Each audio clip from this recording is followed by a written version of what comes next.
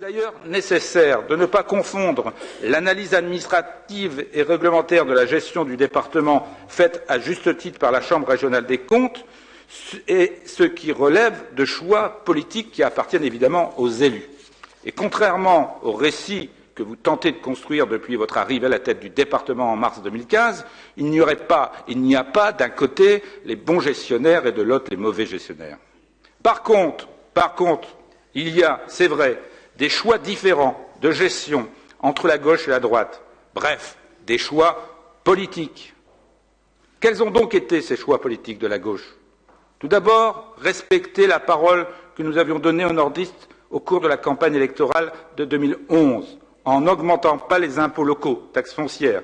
Il s'agissait à la fois de préserver le pouvoir d'achat des nordistes, mais aussi de faire preuve d'honnêteté en direction de nos concitoyens. Il semble d'ailleurs que dans cet hémicycle, tout le monde n'ait pas la même conception de la parole donnée.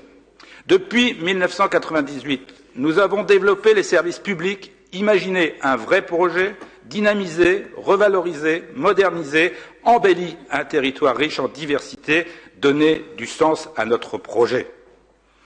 Vous le savez très bien, ce qui devait être fait fut fait, et disons-le, bien fait. 17 ans plus tard, c'est un territoire moderne, conservant cependant le pittoresque du monde rural, la qualité des services publics, les structures associées, les associations, les ruches d'entreprise, les musées départementaux, tout ce qui fait la richesse et la fierté des nordistes a été mis en valeur, et ceci sans augmenter les impôts. Vous avez décidé d'apporter une réponse de gestion.